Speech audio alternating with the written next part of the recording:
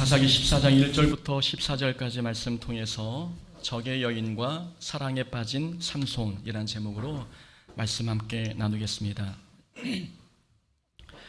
2017년 넷플릭스에서 종의 집이라는 드라마가 인기리에 방영됐습니다. 스페인 드라마인데 내용은 8명의 강도가 조폐국을 터는 이야기입니다. 이 조폐국을 터는 8명의 강도 배후에는 모든 범죄를 계획하고 주관하는 교수라는 인물이 있었습니다. 교수는 조폐국 밖에서 모든 상황을 지켜보면서 조폐국 안에 있는 8명의 강도에게 해야 할 임무를 지시했습니다. 교수는 머리가 비상한 전략가였습니다.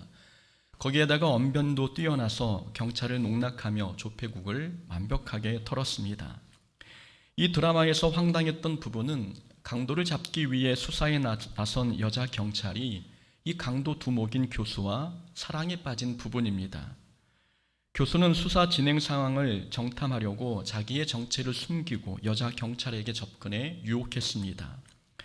강도의 두목인 교수는 여자 경찰을 유혹하기 위해 호감 있는 모습으로 다가갔습니다. 다정하고 따뜻한 모습으로, 위로하고 배려해주는 친절한 모습으로 다가갔습니다. 그러다 보니 경찰이 강도와 사랑에 빠질 수밖에 없었습니다. 이 모습을 보면서 우리가 얻을 수 있는 교훈이 있지요. 세상은 사랑하고 싶은 모습으로 우리에게 다가온다는 사실입니다. 악은 거부감이 드는 모습이 아니라 사람들이 좋아할 만한 모습으로 나타납니다. 강도 두목이 화려한 언변과 수려한 외모로 경찰에게 다가간 것처럼 죄는 우리가 첫눈에 반할 만한 모습으로 다가와 우리를 유혹합니다. 하와가 에덴 동산에서 선악을 알게 하는 나무의 과실을 보았습니다. 본즉 먹음직했고 보암직토했으며 지혜롭게 할 만큼 탐스럽기까지 했습니다. 선악과는 하와의 미각과 시각을 사로잡았습니다. 그리고 하와가 선악과를 탐내고 싶은 생각이 들게 할 정도로 하와의 마음까지 훔쳤습니다. 선악과는 하와가 사랑할 수밖에 없는 모습으로 다가왔습니다. 이렇게 사탄은 사람이 사랑하고 싶은 매력적인 모습으로 나타나 유혹합니다. 그래서 사람들은 그게 죄인 줄 알면서도 죄에 빠집니다. 죄인 줄 알지만 죄가 거부할 수 없는 매혹적인 모습으로 유혹하니 사람들은 거부하지 못하고 죄에 빠집니다. 성경을 보면 성경은 죄를 설명할 때 죄를 사랑이라는 단어로 표현했습니다. 사도 요한은 요한 1서 2장에서 이 세상이나 세상에 있는 것들을 사랑하지 말라라고 가르쳤습니다. 죄에 빠지는 행위를 사랑하는 행위로 표현한 겁니다. 바울은 디모데에게 돈을 사랑함이 일만하게 뿌리라고 말씀했습니다. 돈이 사랑의 대상이 될 수 있다는 이야기입니다. 디모데후서에서는 대만은 이 세상을 사랑하여 나를 버리고 데살로니가로 갔고라고 말씀하고 있습니다. 한때 바울의 동역자였던 데마는 바울이 공경에 처하자 바울 곁을 떠났습니다. 바울은 데마가 하나님의 거룩한 사역을 포기하고 떠나버린 이유가 세상을 향한 사랑 때문이라고 이야기했습니다. 이렇게 성경은 죄를 설명할 때 사랑이라는 단어로 설명했습니다. 이유는 죄의 뿌리는 사랑이기 때문입니다. 죄를 짓는 사람의 마음을 들여다보면 그 마음 기저에는 죄를 사랑하는 마음이 있습니다. 그러니까 죄를 짓는 이유는 그 죄를 사랑하기 때문입니다. 죄의 뿌리가 사랑이기에 죄는 언제나 사람들이 사랑하고 싶은 매력적인 모습으로 다가와 유혹합니다. 그래서 오늘 본문의 삼손도 나실인으로서 사랑해서는 안 되는 여인 블레셋 여인과 사랑에 빠졌습니다. 삼손은 태어날 때부터 나실인이었고 태중에서부터 이스라엘을 구원할 사사로 부름받은 자였습니다. 삼손의 사명은 블레셋의 지배로부터 이스라엘을 구원하는 일이었습니다. 그런데 오늘 본문에 보니 삼손이 블레셋의 한 여자를 보고 사랑에 빠졌습니다. 이스라엘을 구원하라고 사사로 세웠더니 삼손은 적의 여인과 사랑에 빠져버렸습니다. 삼손의 부모님은 처음에 딥나의 그 여인과의 결혼을 반대했습니다. 3절 말씀이지요. 내 형제들의 딸 중에나 내 백성 중에 어찌 여자가 없어서 내가 할례받지 아니한 블레셋 사람에게 가서 아내를 맞으려 하느냐. 블레셋 사람을 할례받지 않은 사람이라고 말씀하고 있습니다. 이 할례는 세상 사람과 하나님의 자녀를 구분하는 기준이었습니다. 하나님께서는 하나님의 자녀들이 세상 죄에 물들지 않도록 할례받지 않은 이방인들과의 결혼을 금지하셨습니다. 그런데 삼손은 부모님의 반대에도 끝끝내 자신이 원하는 블레셋 여인과 결혼했습니다. 삼손이 블레셋 여인을 사랑한 건 이번 한 번뿐만이 아니었습니다. 16장에서 삼손은 블레셋의 기생을 사랑했고 나중에는 들릴다라는 또 다른 블레셋 여인을 사랑했습니다. 삼손 주변에는 수많은 여인이 있었습니다. 그러나 유독 삼손은 블레셋 여인들하고만 사랑에 빠졌습니다. 이것은 죄는 사람들에게 사랑하고 싶은 매력적인 모습으로 다가온다는 것을 가르쳐 줍니다. 같은 민족, 형제자매, 이스라엘 민족, 아름다운 여인들이 많이 있었지만 삼손은 유독 블레셋 여인들만 주목하고 그들과 사랑에 빠진 겁니다. 죄에 빠지는 이 감정, 이것은 죄가 사람들을 유혹할 만큼 매력적인 모습으로 다가오기 때문입니다. 죄가 사랑하고 싶은 모습으로 다가오기에 사람들은 자신의 행동이 죄인지 사랑인지 잘 구별하지 못합니다. 이 죄에 빠지는 감정과 사랑에 빠지는 감정이 비슷하기 때문에 지금 내 마음에 일어나고 있는 이 모든 과정들이 사랑인지 아니면 죄인지 사람들은 구별하지 못합니다. 다윗이 밧세바를 사랑했습니다. 남편이 있는 유부녀를 사랑한 거지요. 다윗은 밧세바를 범하는 행동이 사랑인 줄 착각했습니다. 마음에 몽글몽글한 감정이 올라오고 함께하고 싶은 열망이 강하게 일어나니 그 감정이 사랑이라고 확신했습니다. 착각인 거죠. 한국의 유명한 영화 감독도 여배우와 사랑에 빠졌습니다. 이 영화 감독에게는 아내도 있었고 자녀가 있었지만 가족에게 사랑하는 사람이 생겼다며 이별을 통보했습니다. 죄인지 사랑인지 구분하지 못한 모습입니다. 죄인지 사랑인지 구분하지 못하는 모든 이유는 그만큼 죄가 사랑하고 싶은 모습으로 다가오기 때문입니다. 이 죄인지 사랑인지를 구별하려면 방법은 하나님만 전심으로 사랑해야 합니다. 우리는 하나님을 향한 사랑의 마음에 틈이 생기지 않도록 해야 합니다. 하나님을 진심으로 사랑하면 무엇이 진리이고 무엇이 거짓인지, 무엇이 죄이고 무엇이 사랑인지 깨닫습니다. 사람도 사랑하는 여인이 생기면 무엇을 해야 하고 무엇을 하지 말아야 하는지 누가 가르쳐주지 않아도 압니다. 사랑하는 사람이 생기면 모든 기준이 사랑하는 사람에게 맞춰지기 때문입니다. 그래서 사랑하면 분별력이 생깁니다. 영적인 분별력도 하나님을 사랑할 때 생깁니다. 우리가 하나님만 전심으로 사랑하면 무엇이 진짜 사랑이고 무엇이 죄인지 누가 가르쳐주지 않아도 우리는 깨닫습니다. 죄가 아무리 매력적인 모습으로 다가와도 우리가 죄와 사랑에 빠지지 않으려면 우리의 마음은 오직 하나님께만 향해야 합니다. 오직 하나님만 사랑해야 합니다. 오늘은 죄와 사랑에 빠진 삼손을 보면서 우리는 어떻게 하면 죄에 빠지지 않을 수 있는지 우리 삼손을 반면교사 삼아 교훈을 찾아보고자 합니다. 우선 첫 번째로 우리가 죄에 빠지지 않으려면 사소한 개인 감정을 잘 다스려야 합니다. 사소한 개인 감정을 잘 다스리지 않으면 사명감을 잃어버릴 수도 있습니다. 자, 1절에 보면 삼손이 딥나에 내려갔습니다. 딥나는 원래 단 지파에 분배된 땅이었습니다. 그러나 단 지파가 아모리 족속에게 쫓겨난 이후 딥나는 다시 블레셋에 복속되었습니다. 그러니까 삼손이 딥나에 내려갔다는 것은 블레셋 지역에 들어갔음을 의미합니다. 삼손이 블레셋 지역인 딥나에 내려간 이유는 무엇 때문이었을까요? 우리가 13장 마지막 절을 보면 여호와의 영이 삼손을 움직이기 시작했다라는 구절이 기록되어 있음을 보게 됩니다. 삼손이 딥나에 내려갔을 때 그때는 삼손이 여호와의 영에 사로잡힌 직후였습니다. 하나님의 영에 사로잡힌 삼손의 모습, 이것은 삼손이 하나님의 권능에 사로잡혀 큰 일을 행하려고 딥나에 내려갔다는 것을 암시합니다. 삼손은 그러니까 거룩한 사명, 사사의 사명을 이루기 위해 딥나에 간 것입니다. 우리 개역개정 성경에는 그런 의미가 잘 보이지 않지만 원문을 보거나 킹 제임스 성경을 보면 13장 마지막 절과 오늘 본문 14장 1절이 서로 연결되어 있음을 보여줍니다. 그러니까 삼손이 하나님의 권능에 사로잡혀 큰 일을 행하려고 딥나에 내려갔는데, 그런데 딥나에서 삼손은 한 여인을 보고 큰 일 행할 마음이 완전히 무너져 버렸습니다. 처음에 삼손은 사명감에 불타 나라와 민족을 위해 일하려고 했습니다. 그런데 한 여인을 보고 사랑에 빠져 불타올랐던 사명감이 사라지고 말았습니다. 삼손이 사명감을 잃어버린 이유, 바로 이방 여인을 사랑한 사소한 감정 때문이었습니다.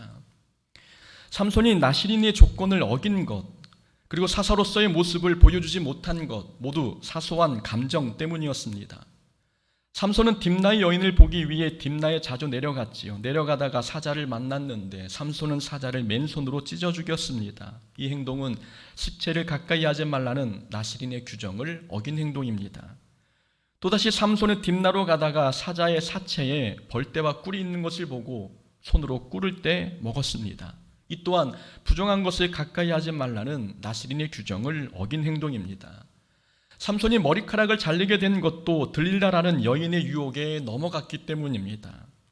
삼손이 나시린이나 사사답지 못한 모습을 보인 이유는 사소한 감정, 곧 잘못된 사랑, 지나친 식욕, 힘을 자랑하고 싶은 과시욕, 이러한 사소한 감정을 다스리지 못했기 때문입니다.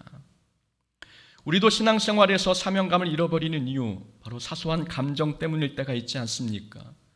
우리가 신앙생활에서 믿음을 잃어버리는 이유는 사탄이 무서운 화력으로 공격해서가 아닙니다.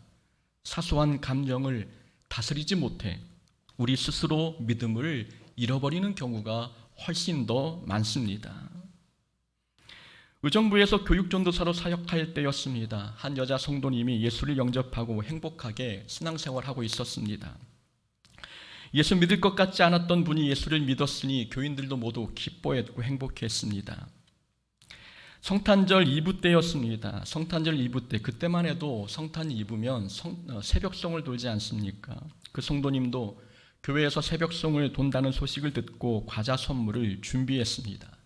저는 청년과 중고등학생들을 데리고 정해진 순서대로 교인 집을 방문했습니다. 그런데 그 여자 성도님은 새벽송팀이 자기 집을 가장 먼저 방문할 줄 알았습니다. 그래서 초저녁부터 과자를 준비해서 기다리고 있었던 겁니다. 그런데 시간이 흘러 자정이 넘었는데도 사람들이 오지 않자 성도님은 화가 나셨습니다. 성도님은 준비한 과자를 집안에 모두 집어 던졌고 술을 취하도록 마셨습니다.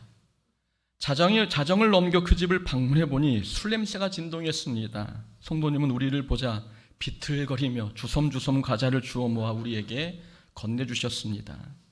성도님은 자신이 교회의 관심 대상 1순위가 아니라는 생각에 화가 난 겁니다. 내가 교회 나왔으면 다른 것보다도, 다른 사람보다도 내가 관심 대상 1순위가 되어야 되는데 그러지 못한 것에 섭섭한 마음이 들었습니다. 별거 아닌 사소한 감정으로 인해 행복한 신앙생활이 깨져버렸습니다. 어떤 집사님은 찬양을 좋아하셔서 찬양대, 찬양팀, 그리고 교회 중창팀에서도 활동하셨습니다. 그런데 어느 날 그 집사님이 중창팀에서 탈퇴하셨습니다. 이유는 자리 때문이었습니다. 찬양할 때 자신이 센터에 서야 하는데 끝자리로 밀려나게 되니 집사님은 기분이 상해 찬양팀, 중창팀에서 빠지셨습니다. 아무것도 아닌 사소한 일에 감정이 상해 찬양의 열정을 잃어버린 것입니다. 신앙생활에서 무서운 적은 우리 마음에서 일어나는 사소한 감정입니다. 다른 사람 탓도 아니고 환경 때문도 아니고 사탄의 매서운 공격 때문도 아닙니다. 우리가 사명을 잃고 신앙생활의 행복을 잃는 이유는 우리 마음에 일어나는 사소한 감정입니다. 욕심이 잉태한 즉 죄를 낳고 죄가 장성한 즉 사망을 낳느니라. 우리를 사망으로 인도하는 것은 욕심이라는 사소한 감정이라는 말씀입니다. 형제에게 노하는 자마다 심판을 받게 되고 우리를 무서운 심판의 자리에 서게 하는 것도 분노라고 하는 사소한 감정입니다. 이런 말씀만 봐도 신앙생활에서 우리의 무서운 적은 우리 안에 일어나고 있는 사소한 감정임을 알 수 있지 않습니까? 우리가 죄와 사랑에 빠지지 않고 사명을 지키려면 사소한 감정을 잘 다스려야 합니다. 사소한 감정이 사명감을 잃게 만들 수 있습니다.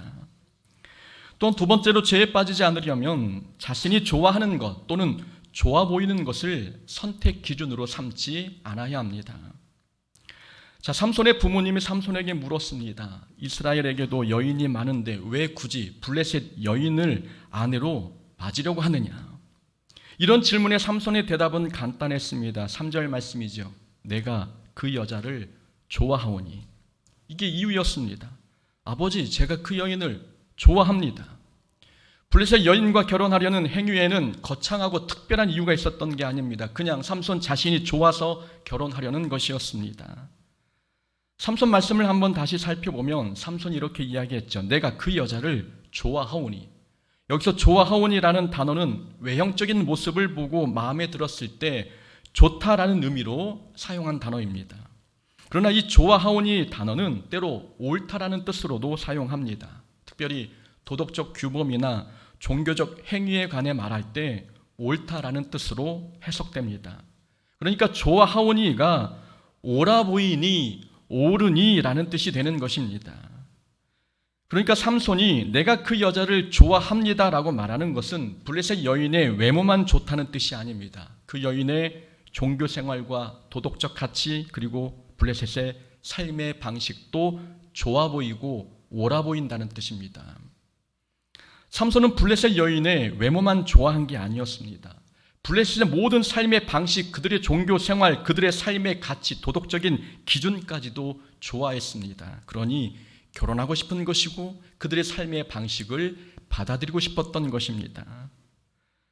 삼손이 블레셋 여인을 선택한 기준이 무엇이었습니까? 내가 좋아서, 내 눈에 옳아 보이고 좋아 보여서였습니다. 삼손의 선택 기준은 하나님의 말씀이 아니라 자신의 감정, 자기의 생각, 내가 좋은 것이었습니다. 선택의 순간에 자기가 좋아하는 것이 선택의 기준이 될 때 우리는 죄에 빠질 위험이 있습니다. 그런데 삼손의 이러한 모습은 삼손에게만 나타난 모습이 아니었습니다. 사사시대 전체의 영적 분위기가 바로 삼손과 같았습니다. 사사기 17장 6절은 사사기 전체의 영적 분위기를 말해주고 있습니다. 그때에 이스라엘의 왕이 없으므로 사람마다 자기 소견에 옳은 대로 행하였더라. 사사시대의 사람들의 특징입니다. 그때는 왕이 없으므로 사람마다 자기 소견에 옳은 대로 행하였더라. 왕이 없다는 것은 하나님을 왕으로 모시지 않았다는 뜻입니다. 하나님을 왕으로 모시지 않으니 자기 눈에 좋아 보이고 옳아 보이는 대로 삶을 살았다는 것입니다. 이것이 삼손이 속한 사사시대의 이스라엘 백성의 삶의 모습이었습니다.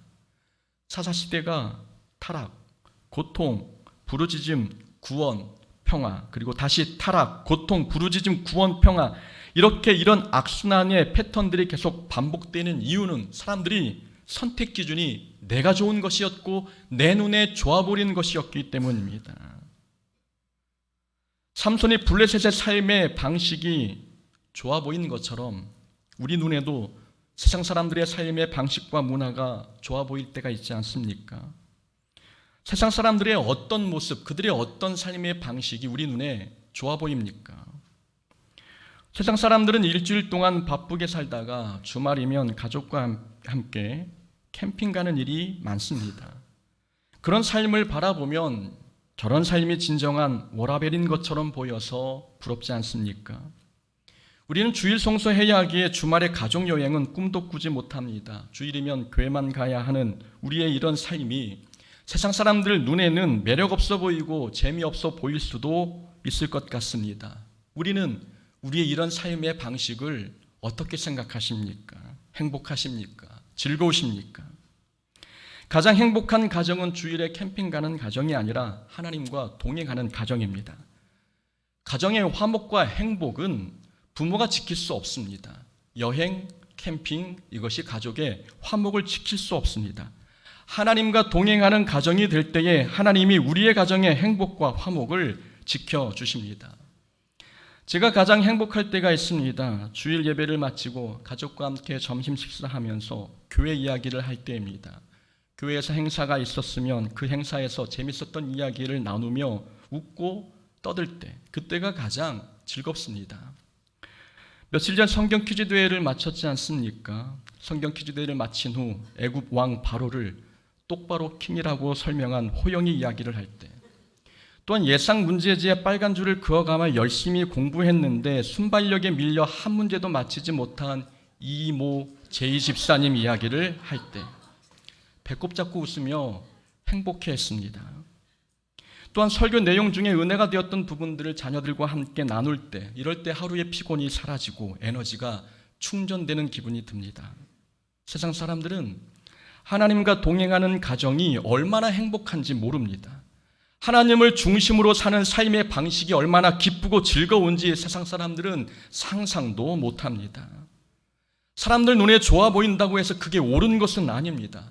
세상 사람들의 삶의 방식이 좋아 보여도 거기에 행복이나 기쁨이 있는 게 아닙니다. 행복과 기쁨은 내가 좋아하는 것을 선택할 때 오지 않습니다. 행복과 기쁨은 하나님께서 기뻐하시는 삶을 선택할 때, 그때 경험되어지는 것입니다. 선택의 순간에 설 때 우리는 우리가 좋아하는 것, 우리 눈에 좋아 보이고 옳아 보이는 것을 선택하지 말아야 합니다. 우리는 우리가 좋아하는 것과 사랑에 빠지지 말고 하나님께서 좋아하시는 것, 하나님이 기뻐하시는 것과 사랑에 빠져야 합니다. 그런 기준으로 살아갈 때에 우리는 우리의 신앙을 죄로부터 지켜낼 수 있습니다. 또한 세 번째 교훈입니다. 죄에 빠지지 않는 세 번째 교훈. 결과가 좋다면 과정도 선해야 한다는 겁니다. 만약 과정이 선하지 않은데 결과가 좋다면 잘한 일일까요? 결과만 좋다면 과정은 아무래도 상관없는 것일까요? 그렇지 않습니다. 하나님 나라의 법칙은 결과가 선하면 과정도 선해야 합니다. 결과가 아무리 좋아도 과정이 선하지 않으면 그건 하나님의 방식이 아닙니다. 4절 말씀을 함께 보십시오. 그때의 블레셋 사람이 이스라엘을 다스린 까닭에 삼손이 틈을 타서 블레셋 사람을 치려 함이었으나 그의 부모는 이 일이 여호와께로부터 나온 것인 줄은 알지 못하였더라. 4절 말씀을 문자 그대로 읽으면 이런 의미처럼 들립니다. 삼손이 블레셋 여인과 결혼하려고 하는 이유는 기회를 엿보다가 블레셋 사람을 치기 위함입니다. 고로 삼손이 블레셋 여인과 결혼하는 것은 하나님께로부터 나온 계획입니다. 마치 이런 뜻처럼 들리지 않습니까? 언뜻 보면 4절은 이 4절 말씀은 삼손이 블레셋 여인과 결혼하는 행위가 하나님의 원대한 계획인 것처럼 들립니다. 그러나 전혀 그런 뜻이 아닙니다. 4절 말씀은 삼손이 자기 정욕대로 결혼을 했지만 하나님께서는 그런 삼손의 실수까지 선용하셔서 하나님의 뜻을 이루셨다는 것을 설명하고 있는 그런 구절입니다. 삼손은 사명을 이루기 위해 블레셋 여인과 결혼한 게 아닙니다. 삼손은 하나님의 계획에는 관심이 없었고 오직 자신이 좋아하는 것에만 관심이 있었습니다. 그런데 결과론적으로 보면은 하나님께서 삼손을 통해 블레셋 사람을 징계하신 모양새가 되었습니다. 자, 삼손은 자신의 혼인잔치에 찾아온 블레셋 사람들과 내기를 했습니다. 수수께끼를 내서 그 문제를 맞히면 삼손이 배옷 30벌과 겉옷 30벌을 주기로 했고, 수수께끼를 맞추지 못하면 블레셋 사람들이 삼손에게 배옷 30벌과 겉옷 30벌을 주기로 했습니다. 삼손이 낸 수수께끼는 삼손만 알고 있는 삼손의 경험에서 나온 수수께끼였습니다. 블레셋 사람들이 그 수수께끼를 풀 수는 없었습니다. 그래서 블레셋 사람들은 삼손의 아내가 된 이 딥나의 여인을 협박해 수수께끼의 답을 얻어냈습니다. 삼손은 화가 나서 블레셋 지역에 내려갔고 거기서 블레셋 사람 30명을 죽이고 배옷 30벌과 겉옷 30벌을 빼앗아 내기에서 이긴 블레셋 사람들에게 줬습니다. 삼손이 블레셋 사람을 죽인 이 행위가 하나님의 거룩한 뜻을 성취하기 위한 행위였을까요? 그렇지 않습니다. 삼손은 단순히 인간적인 혈기와 복수심으로 블레셋 사람을 죽인 것이었습니다. 그런데 전체 그림으로 보면 하나님께서 삼손을 통해 블레셋 사람을 징계하신 행위가 되었습니다. 하나님께서 삼손의 실수까지 선용하셔서 하나님의 계획을 성취하신 것입니다. 그 삼손이 블레셋 여인과 결혼한 행위는 사사의 사명을 감당하기 위한 무슨 비밀 작전 같은 게 아니었습니다. 삼손은 자기 소견대로 자기 좋을 대로 결혼했지만 하나님께서는 그런 삼손의 욕정과 실수까지 선용하신 모습을 보여주신 것입니다. 하나님은 목적을 달성하려면 과정이 어떠하든 상관하지 않는 분이 아니십니다. 블레셋을 징벌하시기 위해 삼손을 이방 여인과 결혼시키는 그런 분이 아니라는 말씀입니다. 좋은 성과를 위해 과정의 거룩함을 무시하는 그런 하나님이 아닙니다. 자, 블레셋을 공격하고 그들을 물리쳐야 하니 삼손, 네가 이방 여인과 결혼하여 틈을 보고 그들을 공격하거라. 과정이 선하지 않는 그런 방법을 선택하는 분이 결코 아니라는 말씀입니다. 하나님은 결과가 좋으면 반드시 과정이나 수단도 선해야 한다고 우리에게 말씀하십니다. 그리스도인들은 이 부분을 놓치지 말아야 합니다. 그리스도인은 결과가 좋다면 과정은 아무래도 상관없어라고 생각하지 말아야 합니다. 결과가 좋기를 바란다면 과정도 정직해야 하고 수단도 선해야 합니다. 사울왕을 한번 생각해 보십시오. 설교 때 예화로 자주 등장하는 사울왕 이야기입니다. 이스라엘과 아말렉 족속 사이에 전쟁이 있었을 때 하나님께서는 사울왕에게 아말렉의 모든 살아 숨쉬는 것을 진멸하라고 명령하셨습니다. 사람, 가축, 어린아이까지 포함돼서 하신 말씀입니다. 그런데 사울왕은 기름지고 좋은 가축은 전리품으로 가지고 왔습니다. 핑계는 하나님께 제물로 드리려고 가지고 왔다는 것이었지요. 사울은 이렇게 생각했을 것입니다.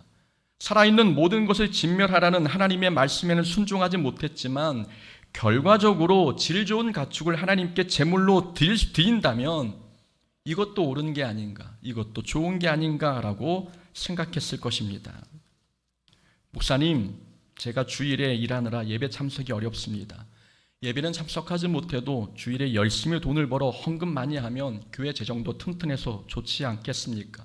하나님도 기뻐하지 않겠습니까? 사울왕이 오늘날 살아있었다면 이런 식으로 말했을 것입니다. 순종하지 않고 번 돈으로 헌금하면 하나님께서 기뻐하실까요? 과정이 좋지 않은데 결과가 좋다고 하나님께서 좋아하실까요? 이방 여인과 결혼이 결과적으로 블레셋 사람을 죽이게 되는 원인이 되었다고 해서 삼손의 무분별한 결혼을 하나님께서 선하다라고 말씀하실까요? 과정은 선하지 않고 결과만 좋은 것, 그건 하나님의 일하심의 방식이 아닙니다. 우리가 죄에 빠지지 않고 거룩하려면 과정도 선해야 합니다. 결과에만 집중하지 말고 과정과 수단이 정직하고 선한지 그런 과정과 수단에도 우리의 모든 관심이 집중되어야 합니다. 블레셋이 삼손의 사역 현장인 것처럼 우리의 사역 현장은 세상입니다. 그래서 우리는 세상을 떠나 은둔 생활을 할 게 아니라 세상 속에 들어가 살아야 합니다. 우리가 세상 속에서 살아가야 하지만 우리는 세상 사람처럼 세상 방식대로 살아서는 안 됩니다. 세상 방식이 좋아 보여도 세상이 사랑하고 싶은 매력적인 모습으로 다가와도 우리는 세상에 속한 것들과 사랑에 빠지지 말아야 합니다. 우리는 세상을 바꾸고 변혁시켜야 할 영적인 사사이지 세상에 속한 것과 사랑에 빠져야 할 그런 존재들은 아닙니다. 죄는 싸워 이겨야 할 적입니다. 죄는 사랑의 대상이 결코 아닙니다.